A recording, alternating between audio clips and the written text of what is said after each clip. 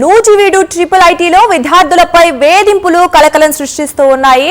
Campus లో ఉన్న PTC చదువుతున్న విద్యార్థులను వేధిస్తున్నారు ముగ్గురు అధ్యాపకులు.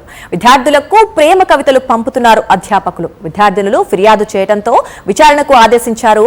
ఇంటర్నల్ కంప్లైంట్ కమిటీ ద్వారా విచారణకు ఆదేశాలు జారీ చేశారు. కమిటీ నివేదిక వచ్చాక చర్యలు చేపట్టనున్నారు ఉన్నతాధికారులు చెప్పారు. రైట్, ఇదే అంశానికి సంబంధించి మరిన్ని అప్డేట్స్ మా కరెస్పాండెంట్ సురేంద్ర అందిస్తారు. సురేంద్ర, చెప్పండి, విద్యార్థులను అధ్యాపకులే వేధిస్తున్నట్లుగా తెలుస్తోంది, మరి ఏంటి అప్డేట్స్? దుర్గా, నూజివీడు ట్రిపుల్ ఐటీలో పాఠాలు విద్యార్థులకి విద్యాబోధనలు నేర్పాల్సిన అధ్యాపకులు ప్రేమ పాఠాలను నేర్పే ప్రయత్నం చేశారు. ఈ విషయం బయటికి రావడంతో ఒక్కసారిగా కలకలం అయితే రేగింది.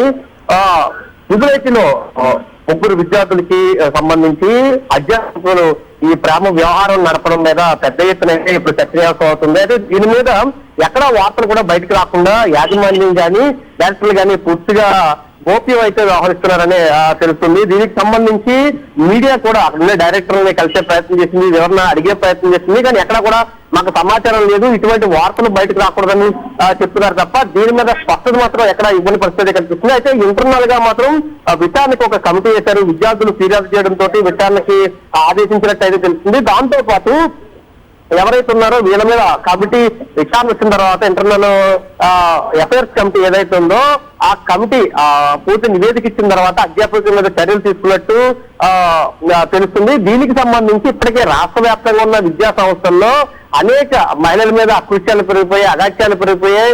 విద్యార్థుల్ని టార్గెట్ చేసి ఇటు బయట వ్యక్తులే కాకుండా ఇప్పుడు అధ్యాపకులు కూడా వేధించడం రాష్ట్ర వ్యాప్తంగా పెద్ద చర్చనీయాంశం అయిందని చెప్పాలి. తక్షణం ఈ అధ్యాపకుల మీద చర్యలు తీసుకోవాలంటూ విద్యార్థి సంఘాలు అయితే డిమాండ్ చేస్తున్న పరిస్థితి కనిపిస్తుందనే చెప్పాలి. Durga, right, thank you Surendra.